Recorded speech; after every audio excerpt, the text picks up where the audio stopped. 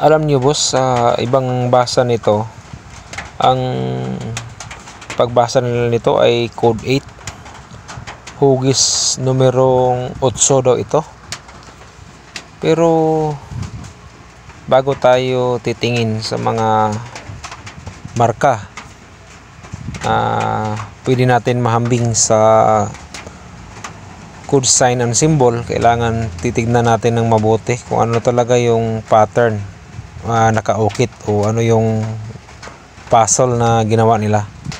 Kasi kung babasahin mo lang na basta-basta kagaya nito, binanggit nila na code 8, ay nang nasundan ko ito, hindi naman siya formang 8, numero 8, kasi mukha lang naman siya, titignan natin 8 kung sa pangmalayuan.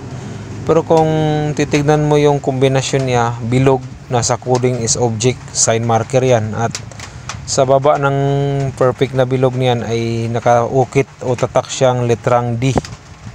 Pero ang combination niya at puzzle niya ay nakita natin sa mga sekretong tatak o marka. Kaya kung nakita niyo yung video na to, ay sinisiyasat ko na mabuti, kaya binasa ko siya, nilinisan ng mabuti, kinuha yung mga lumot, at ayun, nakita yung mga combination sign pattern kagaya ng mga letrang X, object na may dot sa loob na hugis, kung himasin mo hugis rectangle, at sa baba na yung may tatak na letrang D, mayroon pa siyang sekretong dot na letrang C ang tatak niya. At combination doon sa letrang D ay may pattern, symbolic na triangle shape pattern. Kaya ito, hindi tayo nahirapan sa paghanap kung saan yung tunay na prospect na deposito. At sa buong area na to, lahat ay isa lang ang tinuturo, isang deposito lang. Kaya ko in-upload to ulit mga boss, dahil para malaman at maintindihan sa mga hindi nakakaintindi ng Bisaya. Ayan siya, klarong klaro yung mga pattern na ginawa nila.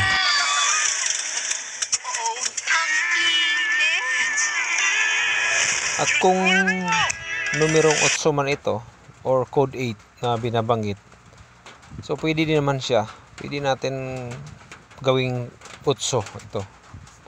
Pero ang combination kasi niya, D sa baba ng bilog at circle. So di po pwedeng, pag sinabing combination sa 8 at sa coding ibase ay wealth, di pwedeng ang nasa loob ng bato na ito ang may laman o sa ilalim. Kaya sabi ni sir, gusto niya itong basagin daw, kasi mayroon daw tinuturo dito na mayroon daw prospect na deposito. Pero napaka hirap kung masayang lang yung marka kung babasagin lang. Kaya salamat tayo at hindi pa nasira na dumating sa atin to. Kaya sure na sure ako mga boss doon sa itinuro ko kay sir. Pag matapos lang sigurado, mamaydi na ito mga boss. Magmamaydi ito ng siguro sasakyan na niya at magandang bahay. Kasi kung sa topic lang sa mga narimap natin, may narimap akong hindi ko na napakita dito sa aking vlog. Pero nagmaydi na siya nakabili siya ng lupa at bahay. At nakita ko pa may bagong sasakyan na. Pero nang tinanong ko, ano lang daw, na binta daw yung lupa nila sa side sa kaniyang mama. Pero iwan ko na lang kasi malayo sa akin at hindi ko na bisita yung area niya. Kaya pwede na, madali na lang i-deny kung ano man yung natin. Nasa sa kanya yun kung magsabi siya ng totoo o hindi.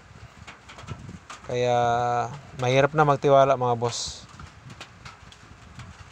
So may tama din yung mga iba na nag-remap, kaya siguro humihingi ng mga malalaki, dahil kung baka sakali makakuha, pwedeng kalimutan sila. Ano pa naman silbi ng mga MOA kung pipirma ka nga, pero pag may nakuha naman, pwede nilang i-deny sa iyo ng personal. So walang silbi yung mga pirmang papel, kasulatan, kung kahit na harap-harapan ka, distansya ka lang, pwedeng i-deny sa'yo. Kung kahit na may nakuha, pwedeng sabihin wala. So yan lang mga boss, sana may naibagi ako sa inyo kahit na sa ganitong klaseng video. Sana gumising at mamulat kayo para hindi naman po kayo mabukya kagaya ng mga na-encounter, naranasan ko sa panahon na yon. Sa mga gustong nagtatanong kung ano yung mga na-hits ko, so mayroon din tayong nabasa na ganun lang kalaki yung binigay sa ating pira at hindi tayo binigyan ng sakto o tamang share. Nabanggit ko na yan sa mga ibang video kung saan man yon, pero nasa sa kanila yon. Hindi pa naman maubos lahat ng mga kayamanan na ibinaon. So alam na natin sa pagbasa, sa pagsunod ng mga puzzle pattern ng ginawa ng mga sundalong Hapon. At mayroon tayong solid na guide. Siya yung nagturo sa atin, kaya solid at legit tayo.